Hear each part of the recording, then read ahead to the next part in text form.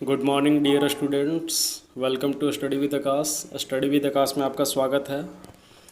आज मैं आप लोगों के लिए JCRT कक्षा 7 के हिस्ट्री बुक का चैप्टर 1 का प्रश्न अभ्यास लेकर के आया हूं, जिसमें पाठ का नाम है मध्यकाल में Bharat, India in medieval times.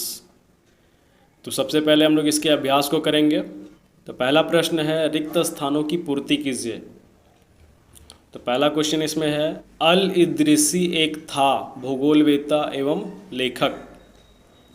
अगला है, भारत का मध्यकालीन इतिहास वर्षों के दौरान हुए परिवर्तनों का अध्ययन है। तो 1000 वर्षों के दौरान। अगला है, नक्शा या मानचित्र बनाने वाला व्यक्ति कहलाता है मानचित्रकार। उसके बाद, अरबों के सिंध विजय की जानकारी नामक पुस्तक से मिलती है चचनामा। अगला है, इतिहास की जानकारी के लिए किसी क्षेत्र विशेष को जानना जरूरी है, भौगोलिक परिस्थितियों को जानना जरूरी है। अब अगला प्रश्न है, सही मिलान कीजिए। तो इसमें पुस्तक का नाम दिया हुआ है और उसके बाद उसके लेखक का नाम से हमको मिलाना है। तो पहला है तहकीक ए हिंद, इसका होगा अल बेरूनी। अगला है तबकात ए नासिरी, उसका होगा मिनहाज उस सिराज। अगला है ताज उल मासिर, उसका है हसन निज़ामी। उसके बाद मशनवी, इसका है अमीर खुसरो। अब इसके बाद निम्न प्रश्नों के उत्तर लिखे। तो जिसमें पहला प्रश्न है, जियाउद्दीन बर्नी कौन था? तो इसका उत्तर होगा जियाउद्दीन बर्नी 14वीं सदी के प्रसिद्ध इतिहासकार थे। उन्होंने 1356 ईस्वी और 1358 ईस्वी में 2 वृत्तांत लिखे। अगला प्रश्न है, हिंदू धर्म ग्रंथ भगवद गीता क्या संदेश देती है?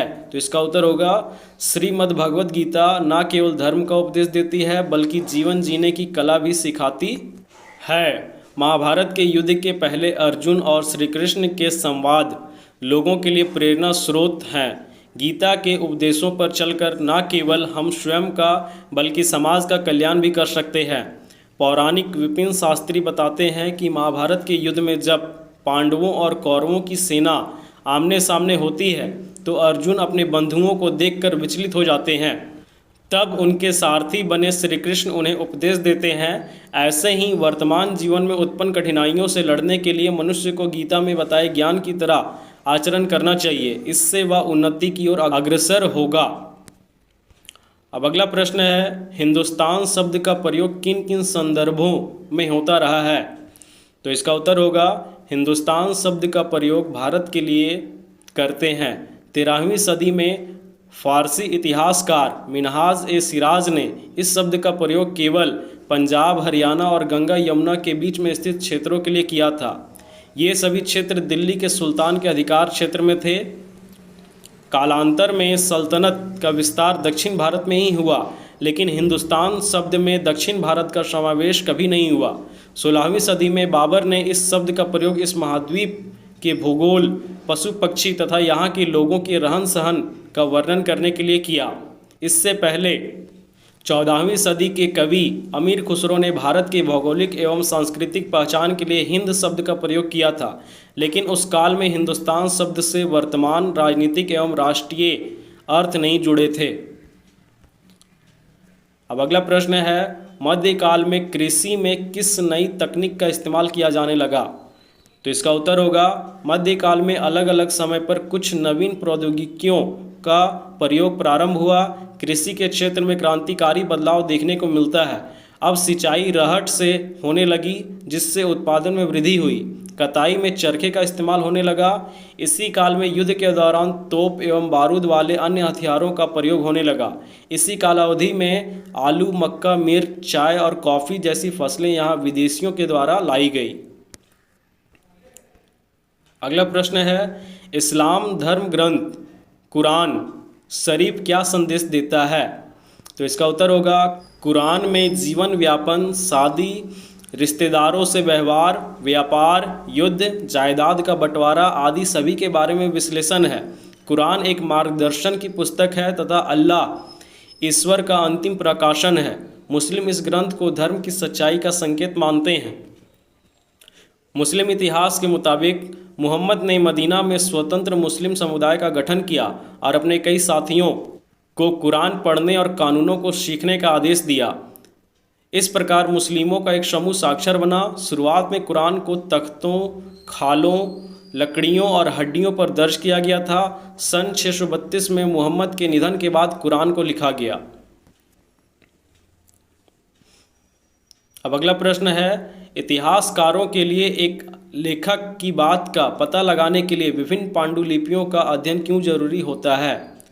तो इसका आंसर है, पांडुलिपियों को अभिलेखागार या पुस्तकालय में सुरक्षित रखा जाता था। छापे खाने के अभाव में पांडुलिपियों की प्रतिकृति लिपिक या नकल नवीस हाथ से बनाते थे। ऐसा करते समय लिपिक कुछ शब्दों अथवा वाक्य में फेरबदल कर देते थे। कालांतर में इन प्रतिलिपियों की भी प्रतिलिपियां बनाई जाती थी, जिस कारण एक मूल ग्रंथ की कई प्रतिलिपियों में काफ़ी अंतर आ जाता था। इसलिए इतिहासकारों को मूल लेखक की बातों को समझने के लिए विभिन्न प्रतिलिपियों का अध्ययन करना जरूरी होता है। अगला प्रश्न है, जब छापे खाने नहीं होते थे तब पुस्तकें कैसे तैयार होती थी? तो इसका उत्तर है, जब छापे खाने नहीं होते थे तब पुस्तकें पांडुलिपियों में तैयार किया जाता था। पांडुलिपियों को अभिलेखागार या पुस्तकालय में सुरक्षित रखा जाता था। छापे खाने के अभाव में पांडुलिपियों की प्रतिकृति लिपिक या नकल नवीस हाथ से बनाते थे। अगला प्रश्न है, मध्यकालीन इतिहास के विभिन्न स्रोतों में आप किस स्रोत को ज़्यादा महत्वपूर्ण मानते हैं? तो इसका उत्तर है, मध्यकालीन इतिहास के विभिन्न स्रोतों में से पुरातात्विक स्रोत महत्वपूर्ण है, क्योंकि पुरातात्विक स्रोत में सिक्के, स्थापत्य, भवन निर्माण कला इत्यादि आते हैं। इस काल में कई स्मारकों का निर्माण हुआ। दक्षिण के राजाओं के द्वारा कई मंदिरों के निर्माण में कई स्मारकों का निर्माण कराया गया। सल्तनत एवं मुगल काल के शासकों ने कई मस्जिदें एवं मकबरे बनवाए। ये भवन उस काल के भवन निर्माण की तकनीक एवं कला को स्पष्ट करते हैं। तो यहाँ तक हमारा अभ्यास जो है कंप्लीट होता है। अब हम लोग MCQ की ओर बढ़ते हैं। तो जिसमें हमारा पहला क्वेश्चन है, अमीर खुसरो कौन थे?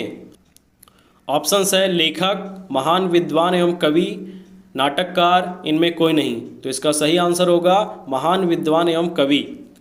अगला प्रश्न है, अमीर खुसरो का जन्म कब हुआ था? ऑप्शंस है 1226, 1250, 1253, इनमें कोई नहीं। तो इसका सही आंसर होगा 1253। अगला प्रश्न है, कौन सी पुस्तक मध्यकाल की अत्यंत महत्वपूर्ण कृति मानी जाती है? इसका ऑप्शंस है मसनवी, तहकीक ए हिंद, बाबरनामा, इनमें कोई नहीं। तो इसका सही आंसर होगा तहकीक ए हिंद। अब इसका अगला प्रश्न है, कागज़ का आविष्कार कहाँ हुआ था? तो ऑप्शंस है चीन, भारत, मंगोलिया, इनमें कोई नहीं। तो इसका आंसर होगा चीन। अगला प्रश्न, छापे खाने के अभाव में पांडुलिपियों की प्रतिकृति कौन बनाते थे? तो इसका ऑप्शंस है नकल नवीश, चित्रकार, मानचित्रकार, इनमें कोई नहीं। तो इसका सही आंसर होगा नकल नवीश। अगला प्रश्न है, जहां दस्तावेज और पांडुलिपियों को संग्रहित कर रखा जाता है। तो ऑप्शंस है पुस्तकालय, संग्रहालय, अभिलेखागार, इनमें कोई नहीं। तो इसका सही आंसर होगा अभिलेखागार। अगला प्रश्न है, अरब के भूगोलवेत्ता अल इद्रिसी ने कब मानचित्र बनाया जिसमें भारतीय उपमहाद्वीप को दर्शाया गया था? ऑप्शंस है 1154 ईस्वी, 1254 ईस्वी, 1354 ईस्वी, 1454 ईस्वी। तो सही आंसर होगा 1154 ईस्वी। अगला प्रश्न है, वह कौन अरबी भूगोलवेत्ता था जिसने भारत को विश्व मानचित्र में दर्शाया? तो ऑप्शंस है अल बरूनी, अल रूबनी, अलादीन, अल इद्रिसी। तो इसका सही आंसर होगा अल इद्रिसी। अगला प्रश्न है, अल इद्रिसी एक भूगोलवेत्ता थे। ऑप्शंस अरब, कनाडा, जापान, इनमें कोई नहीं। तो इसका सही आंसर होगा अरब। अगला प्रश्न, अल इद्रिसी का जन्म कहाँ हुआ था? तो इसका ऑप्शंस है जर्मनी, स्पेन, भारत, इनमें कोई नहीं। तो इसका सही आंसर होगा स्पेन। उसके बाद अगला प्रश्न, इस्लाम धर्म के पवित्र धर्म ग्रंथ का नाम क्या है?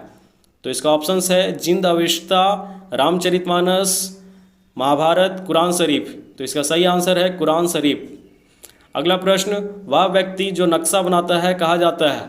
ऑप्शंस है शिल्पकार, मानचित्रकार, वास्तुकार, इनमें कोई नहीं। तो इसका सही आंसर है मानचित्रकार। अगला प्रश्न, सनातन धर्म को आज हम कहते हैं? ऑप्शंस है इस्लाम, पर्शियन, सिख, हिंदू धर्म।